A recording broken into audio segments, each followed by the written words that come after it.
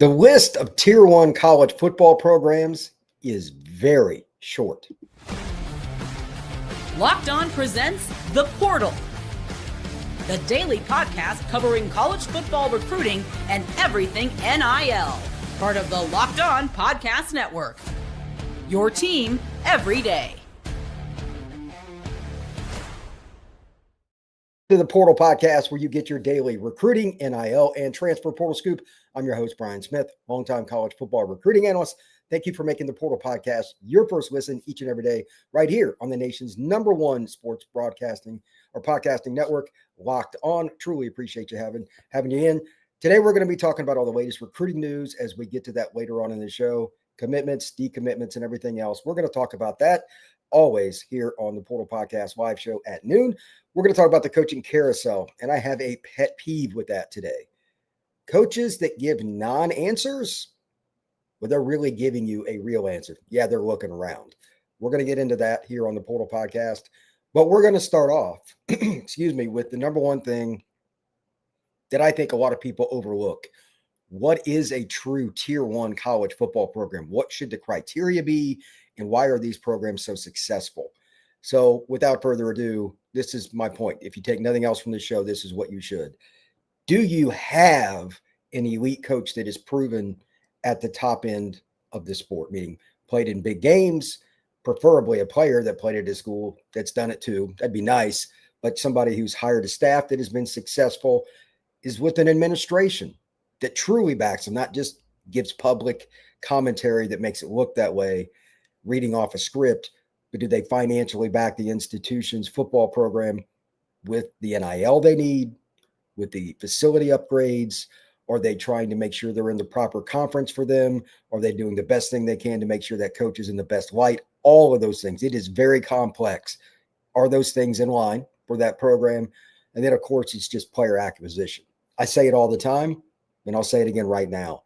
80% of college football is the recruiting / player acquisition / transfer portal.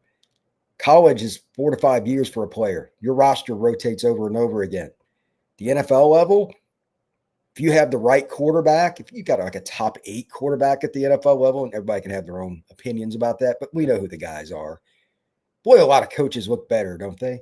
It's amazing how a defensive coordinator has got it a lot easier when the guy on the other side playing quarterback for that same NFL team can go into the 4-minute offense, and everybody in the stadium knows they're going to do it, but they're going to hit that 3rd and 6 pass to keep the drive alive. And the defense doesn't have to go out there. Those kinds of things happen, and then the head coach, of course, looks great too. In college, you don't get that. So player acquisition, does the head coach really like recruiting? Not does it, likes it, and then flourishes. Kirby Smart, those kinds of guys that put the time and the effort in, there's a reason they do a great job.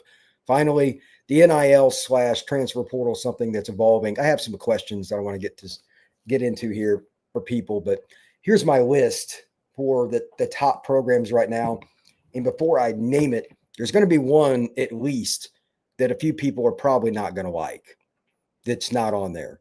I'll get into why in the second segment, and they'll go at the top of Tier 2, but it's for an odd reason that should never be at this program. But we'll get to that in a minute. Top program right now is Ohio State.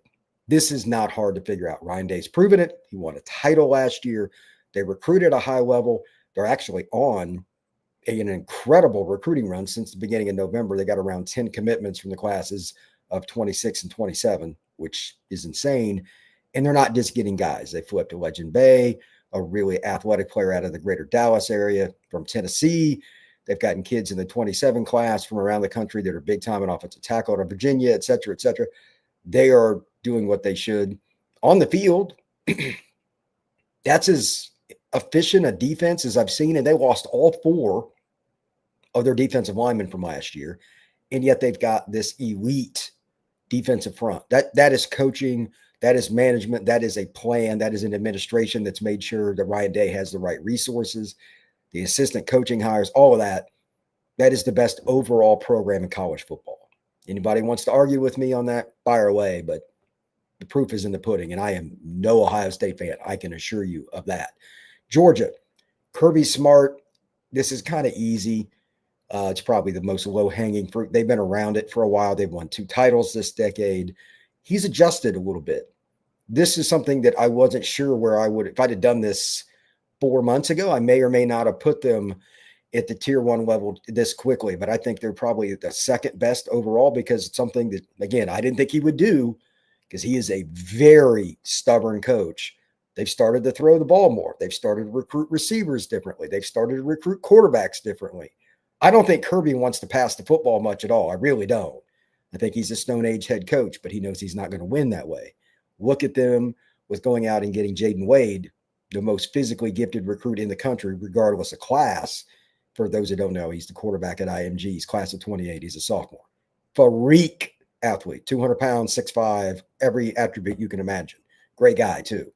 He just committed to Georgia. They got Jared Curtis, at least for now, a quarterback who's arguably the best quarterback in the 26 class committed. Georgia has changed even more for the future in terms of recruiting expectations now because of that. And they're getting receivers to go with these guys. And, oh, yes, they're still getting defensive linemen and all that. If he can keep Glenn Schumann, this is the only question I have. That's an elite hire. He brought Glenn with him to Georgia. Schumann may or may not be at Georgia much longer, and I get it. That's the only reason they could dip down at any point in time. He's the linebacker / defense coordinator at UGA. But that program is going to be top 10 every year, barring something very unforeseen. Name a year you would expect them anytime soon not to be in the playoff. They're probably a top 6 seed every year. So definitely Georgia. Notre Dame, just in the national title game. Marcus Freeman is arguably the nation's best head coach as a recruiter. He's up there with Kirby, Mario Cristobal at Miami. That's another one. He probably doesn't get enough credit because he's such a good recruiter. Those three, along with maybe Fran Brown at Syracuse, they're obviously not a tier 1 program. Those are the guys that I think of. Is it coincidence that Notre Dame is now up? They've always been kind of talked about as a tier 2 program because they couldn't recruit well enough. You can't do it in Notre Dame. You can't do it because of the academics. Freeman has proved that wrong. They've got a top 5 class this year, and they're trending for just as good a class in 27, if not better. They've also got a great staff. They have somebody leave, they find somebody great to replace them.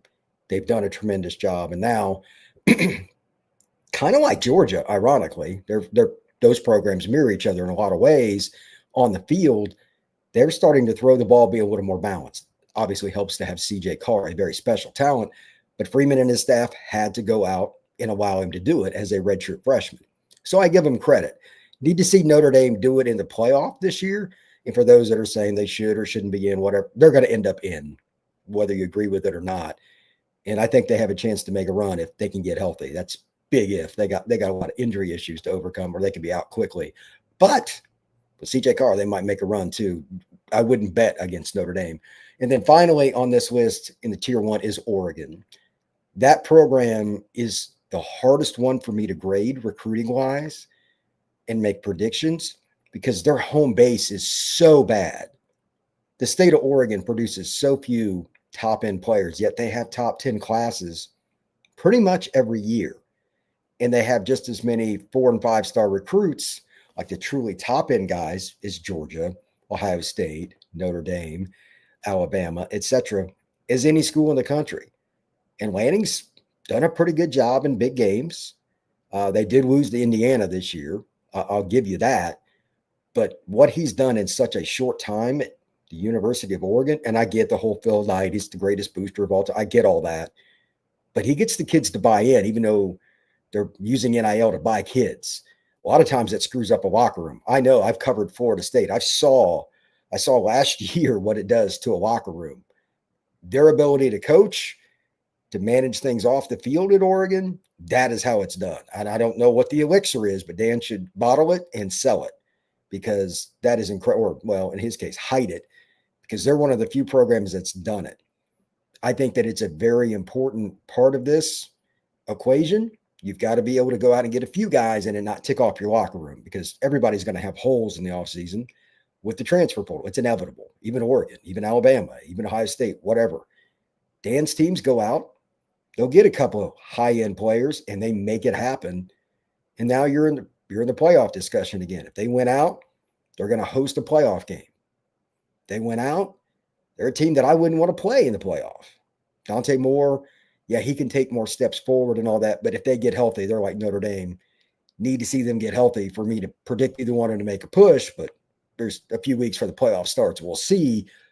But if that happens, if Sadiq is truly back, DeCorian Moore, etc., would you want to play against that Oregon team on a neutral field? That's a tough matchup. And they've done a really good job with their defense. They've got a ton of depth. They obviously recruit well. There's nothing about them that doesn't work. And just, again, as an obvious, there is no more funded program in the country than Oregon because Phil Knight is the booster. For those who don't know, that is, yes, the owner of Nike. So they're good to go, and he's a billionaire. When we come back, I'm going to explain why I didn't put Bama in tier 1. And this is something that I never thought I would say ever. And to be honest, I shouldn't. But they have every trait except for one that is pivotal to me, and it's a pet peeve for programs that are tier 1. That is next here on the Portal Podcast. Today's show is brought to you by FanDuel. The NBA is back, and there's no better place to get on the action than FanDuel, the official sports betting partner of the NBA. As a Pacers fan, I had the opportunity last year to see them make a run that was pretty magical. That was a lot of fun. If you want to make any kind of wagers on the NBA, I have one that's interesting for you in terms of a numbers anomaly, and it's not a good one for my Pacers. To start this season, they've only won 2 games, and they are the only NBA team without a road win. They are 0-8. They play Cleveland, who's 6-3 at home. Coming up, I believe it is tomorrow. Will the Pacers finally get a road win? Yeah, we'll see. Even if you missed the start of the game or want to ride a hot hand, FanDuel has live bets on everything from who will score next to fourth quarter comebacks. Right now, the Pacers certainly aren't doing much of that. Plus, you can even combine live bets into a same-game parlay for a shot at a bigger payout. It keeps every game exciting, especially when your team's making a late push. Right now, FanDuel is giving new customers $300 in bonus bets when your first $5 bet wins. Head to FanDuel.com, sign up, and play your game with FanDuel, the official sports betting partner of the NBA. Thank you once again for making the Portal Podcast a part of your day, each and every day right here on the Locked On Podcast Network. We do live shows pretty much every day, Monday through Friday at noon, unless I'm out of town or like earlier this week. I'm still under the weather a little bit, but I'm battling through. It has been a long week. I love doing these. College football in terms of coaching carousel, recruiting, portal, NIL. Right now is the busiest time. We're getting ready for the Thanksgiving weekend. It's unbelievable how much fun this is. All the major topics and everything else. And right now I'm going to kind of finish up on the first one, the tier 1 programs. I'm going to talk about Bama. And then I want to talk about coaching carousel. I have a major pet peeve with coaches that I want to get out. It drives me nuts as a person that's worked in media and is a big fan as well. So here's my deal with Alabama. They have the talent. They have the home base. I live in the state of Alabama. I know what it looks like. I know how much talent is here, is in Mississippi, is in Georgia, Tennessee, to Florida. It's easy for Bama to recruit. They do a pretty good job. The staff is adjusting. Excuse me. They do all the little things that you need in that regard. So what I'm about to say is almost superficial to me to even be an option. But this year, Alabama's coaching staff has just went out of their way to not run the ball. Why?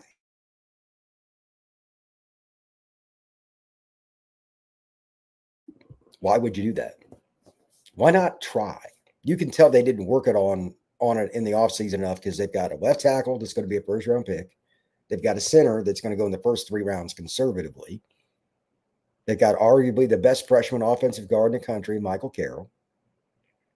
They've got Daniel Hill and a bevy of running backs that are talented. What's the reason?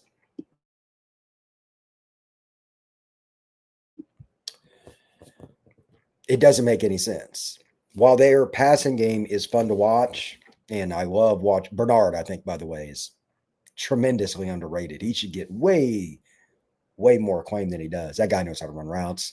He understands the feel for the game. He's one of the better players in college football that's not talked about, Jeremy Bernard. Ryan Williams, a kid I covered in high school. He's exciting. All that's great. Tight ends are good, blah, blah, blah. Why aren't you running the ball? You're Alabama. The coaching staff must maximize the talent that is at its program. It must be utilized correctly instead of forcing the talent to do what you kind of want to do. Alabama's staff has failed itself, or they would be undefeated right now. Alabama's 2 losses have nothing to do with players. This is all on the coaching staff. Period. There is no excuse for Alabama to lose to Florida State by 2 touchdowns, by the way. And there's no excuse for Alabama to have lost to Oklahoma, even though Oklahoma's game plan was good and all that.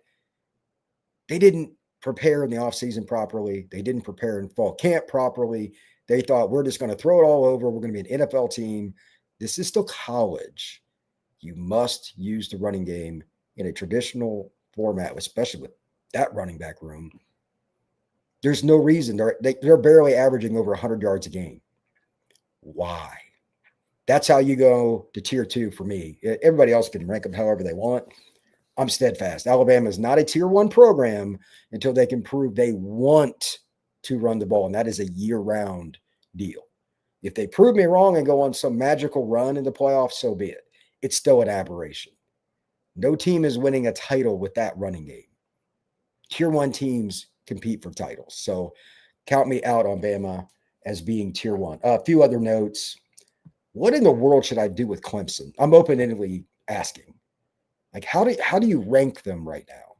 That's the one team I kind of tentatively put them in my tier 3, but like they were preseason top 5. The other ones that I kind of have questions by, they all have coaching changes. I'll get to that in a second. But where does Clemson go? I have no idea. It's really weird. Other teams that I have in tier 2, Texas, they're on that cusp. They got to break through. We'll see if Arch figures it out in the offseason going into next year. It's possible. Did they figure it out with their offensive line moves and stuff this offseason? Probably not, but the administration, Sark, like they got proven coaches. I still think Texas is on that cusp of winning a title. We'll see.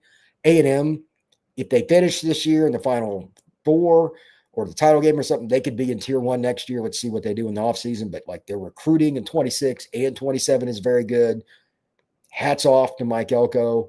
I still think they've got a ways to go on defense. They're not quite where they need to be, but this offseason, just 1 or 2 moves, they could be there.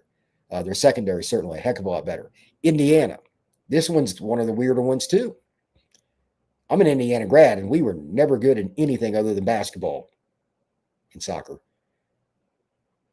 Being good at football is weird, but it's cool. But can they do it now with high school kids? That's the question. I'm not putting them in tier 1 until I see it done with the high school kids, because they had 13 players come over from James Madison. 13. Several of them are still there this year. They were multi-year transfer players.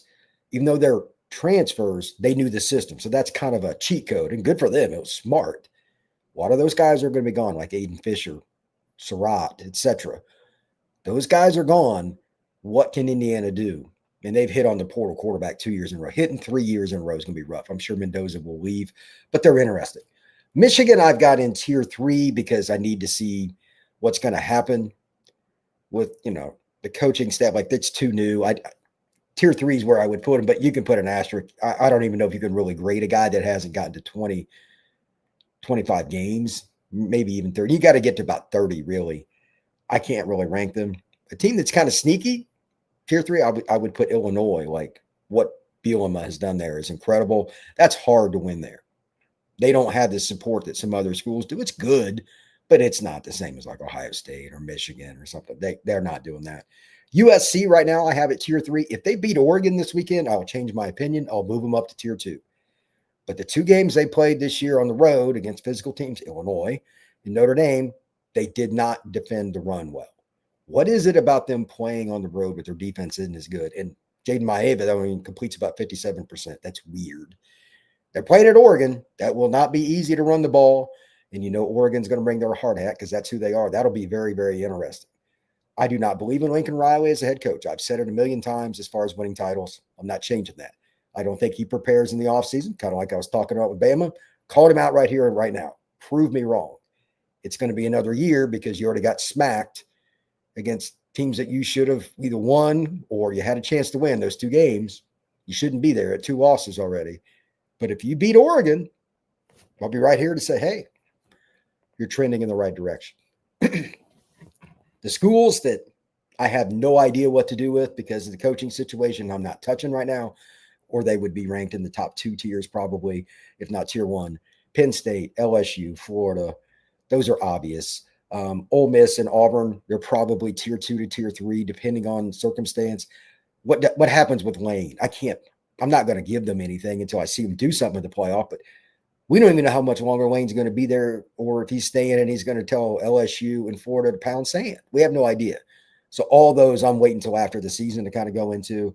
A couple that I'm disappointed haven't made overtures to head up the ladder, unfortunately, are Michigan State and Wisconsin from the Big Ten. It's just like I created a category called uh-oh because they're just not recruiting well. They're not playing well on the field. They have moments, especially Wisconsin's defense. Their young linebackers are really good, but it's still uh-oh in terms of what's going on overall in Badgerland and with the Spartans. Iowa, I give some respect for. They would be a tier 3 team. They still need to see them do more offensively. And what about Miami? I know a lot of Miami people watch what I say because I cover Florida State. I would put them tier 3, borderline tier 2. If they make the playoff, like they play good enough and they get in the playoff this year, do something, there's no reason they're not tier 2 and on that cusp. And if they win multiple games, you could be headed into tier 1. They're the team that's got the most up and down with how the end of this season goes. Because Mario has coached them out of games and he's helped coach them in. Like what they did against NC State is how they should be all the time. Get them to play fast, come out quickly instead of being like a sloth offensively. There's no way that's on the coordinator. Shannon Dawson is not that guy. That's a Mario thing. You have to go out and want to annihilate teams. That's as simple as it gets. So I'm curious to see about them. And for anybody that are wondering, I have no idea what to do with Florida State. I've got them in the uh-oh category too, and I cover them. I think Norvell should be fired. So we'll see.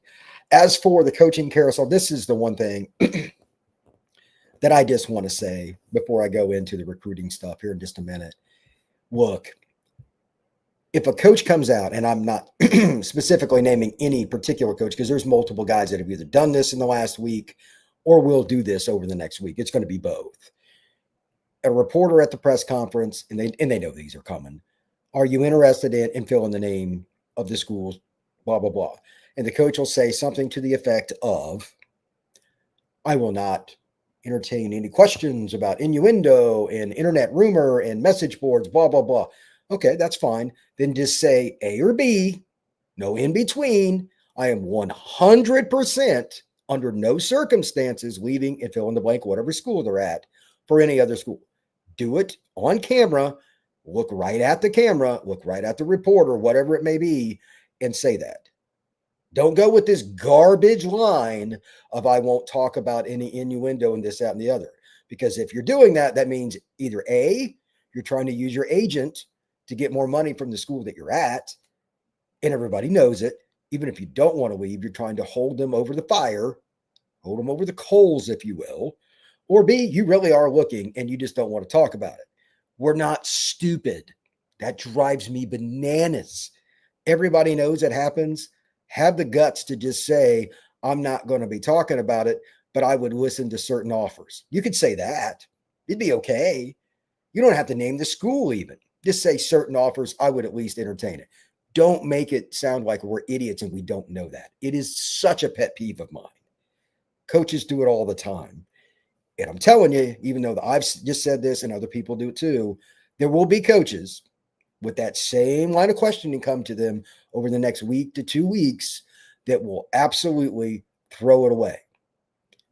No. And for those that are curious, Kiffin is a weird guy to try to get a vibe on. I think that's more of a family thing. I don't think he cares where he coaches as long as he's coaching ball. He's pretty happy. I don't think he's trying to screw LSU over, Florida, or Ole Miss. But at the same time, if Kiffin has the opportunity to leave, I hope he makes a decision sooner than later because I'm just going to say this. He's the top of the board guy. And what he does not only impacts those 3 institutions, it impacts every school in the country because of assistance. His staff's got a lot of guys that people would like. Florida needs to get things going. LSU needs to get things going, etc. Unfortunately, with Ole Miss in the situation they're in, I get why he doesn't want to make it, but he still needs to do it. There's no friendly here for him. That's unfortunate, but he's making over $10 million a year. figure it out. And when I mean figure it out, I mean he needs to have a deadline decision before the playoff even starts publicly what's going on, or Lane's screwing everybody over. And it's nothing personal against him, but that's just the way it is. And that includes his family. But again, he's making over $10 million a year. Figure it out. When we come back, I'm going to talk a little bit about the latest recruiting news here on the Portal Podcast. That is next.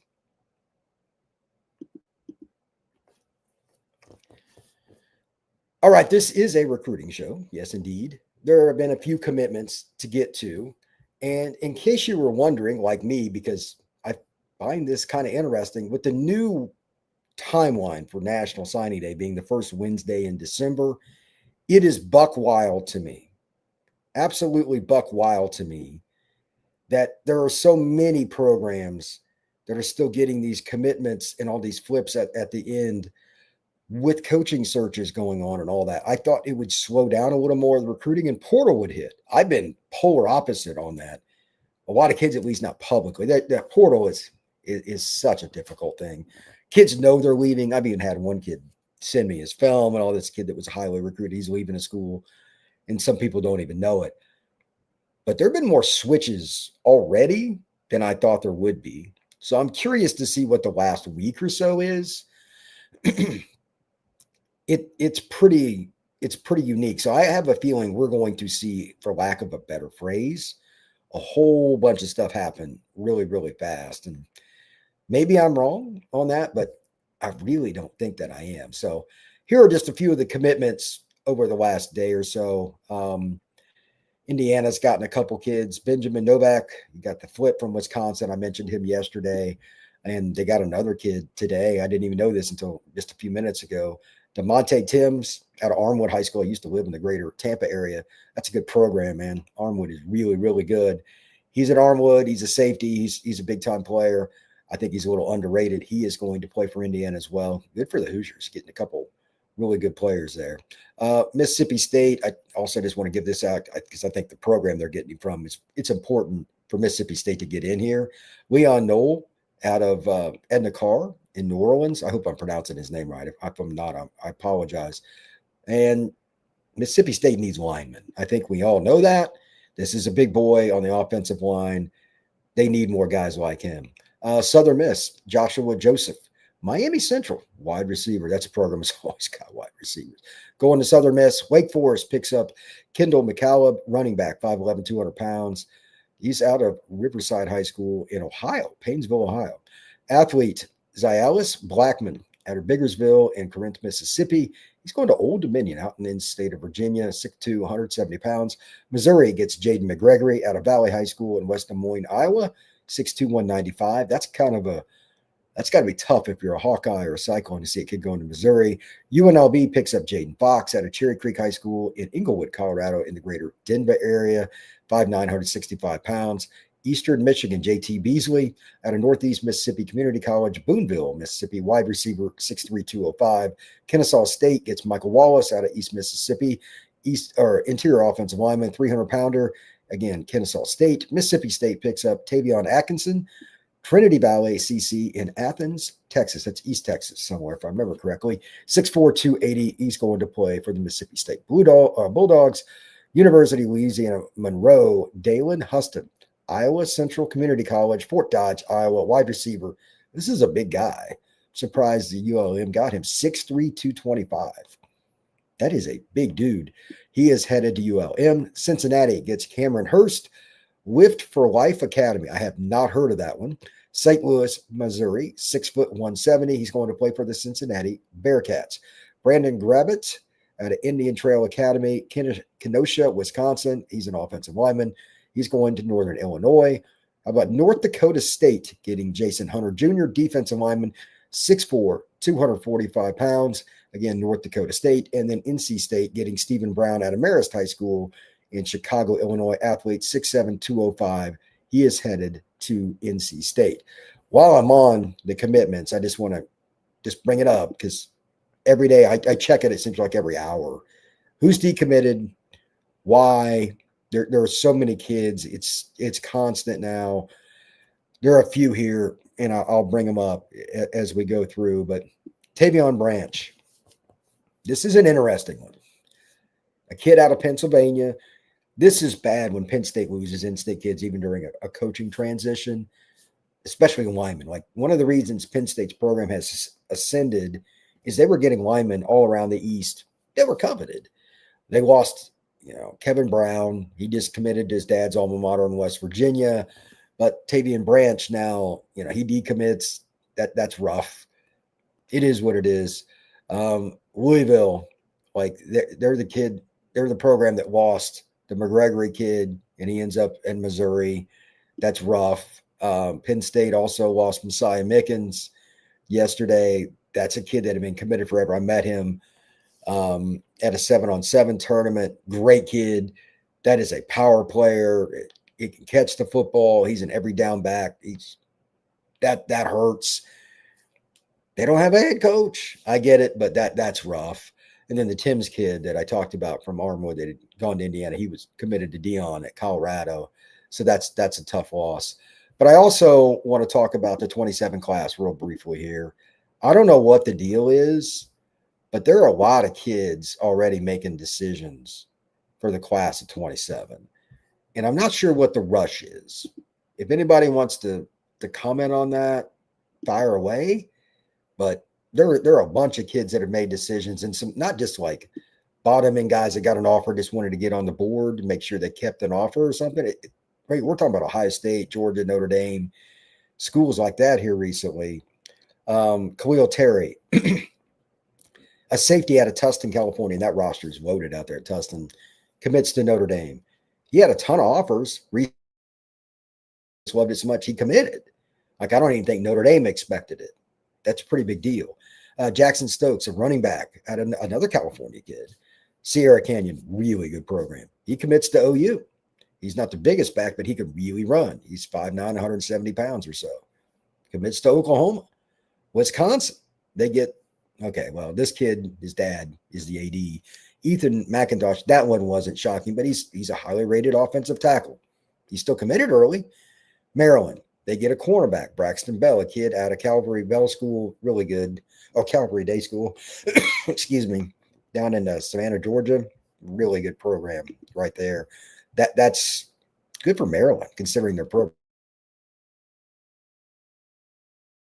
And like, it's just over and over. I'm just kind of going through this list. It's just wild. A&M, they got Raylan Henry. He's a corner that everybody wants out of St. Francis. Already committed to A&M? I mean, they're great at recruiting, but a Baltimore kid committing to an East Texas school, that is wild to me. Georgia got Noah Parker. Not shocked by that. That's a running back that is really, really good from in-state in the class of 27, but he didn't have to commit this early. Ohio State, Eli Johnson. This is a kid from San Antonio, a safety that they really like, obviously. He's top 200 by 247. But a kid from San Antonio committing this early to the Buckeyes, good for them. A&M getting the Waxahachie kid. Jaquan Snell, speaking of the safeties, one of my favorite players, regardless of position in the 27 class. He is a thumper, plays in the greater Dallas area. I think he will play very early for the Aggies. He's super player.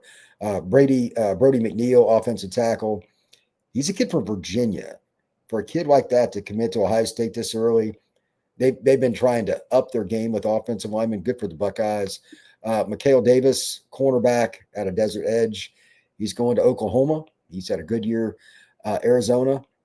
Probably not hard for Venables and his staff to sell defense right now, I would imagine. They do a pretty good job, to say the least. Wyatt Frey, Lawrence Nelson High School, Nelson, Nebraska, going to Northwestern. Tight end, 6'5", 220. Okay, so there are some kids like that. You just don't know. He's not ranked, but Northwestern does their due diligence and they get that kid. So just kind of wanted to bring that up. Got a few comments here in the chat. Let's see here. I'm not sure. I read this comment a little bit ago before the show started. Alan Beck says, and literally play 3 decent opponents annually, swim resume.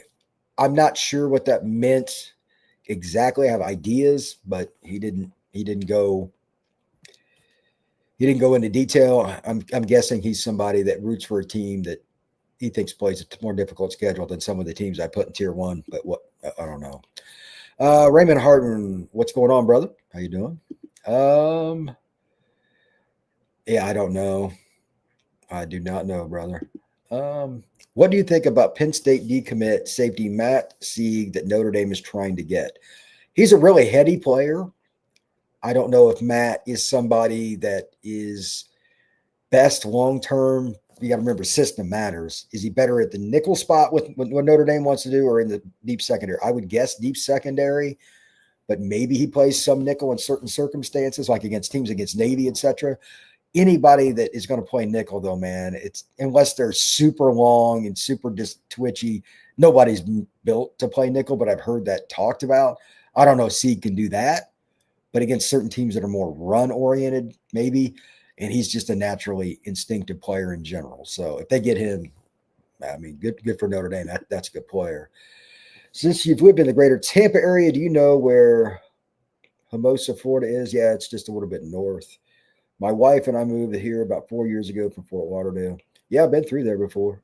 Yeah, I've been all over Florida because of 7-on-7 tournaments and everything else, Raymond. You name it. I have definitely been to a lot of these places. One last comment about the tier 1 stuff from earlier. If I didn't mention a team, it's because I'm still trying to figure it out. But again, my tier 1, I'm pretty steadfast with this for right now. Ohio State, Georgia, Notre Dame, and Oregon. Those are the 4 I think are. They support their coach. Their coach is proven, and they're getting the recruits. They're using NIL in a proper way and not screwing up their locker room, or at least even Oregon, like they're the ones that surprised me. As much as they're spending, they don't have problems. It's one thing to go out and get players, but they're doing it year after year, and they're finding ways to balance the roster. Those are the programs. Bama, I think, is tier 2 right now because I don't think they're using a roster properly because they don't run the ball. They don't try. That's my pet peeve. Texas A&M, Indiana could all be moved up next year, even by the end of this year, depending on how they finish out this season. Texas probably more next year, but A&M and Indiana definitely could. Let's see what happens with Michigan next year. That's a program I'm curious about. USC could move up if they beat Oregon. That's a big one for me. And we got a whole bunch that I don't know about. Penn State, LSU, Florida, Ole Miss, Auburn. They're all going through coaching situations. The one that I didn't address is Oklahoma. I want to see how they handle success. I purposely have left them off. They should beat Missouri this weekend, but they are on upset alert. Not saying that Missouri will win. I'm picking Oklahoma, but Missouri has 2 very good defensive ends, and Oklahoma has 2 true freshman offensive tackles. If you screw around offensively, if you have any turnovers, Missouri becomes a threat to win that game and knock Oklahoma out of the playoff race. That is a possibility. I don't like the D-end offensive tackle matchup this weekend for Oklahoma. They need to run the ball better, far better than what they did last week against Alabama, and they're not likely to win the turnover battle 3-0. I have no idea what's going to happen with Missouri's pass game, and that's why I'm still picking OU. But that game makes me nervous. I'm waiting on Oklahoma before I put them in a tier because I want to know that they can handle success. Beating Bama, sometimes heads can get a little swelled. So we'll see.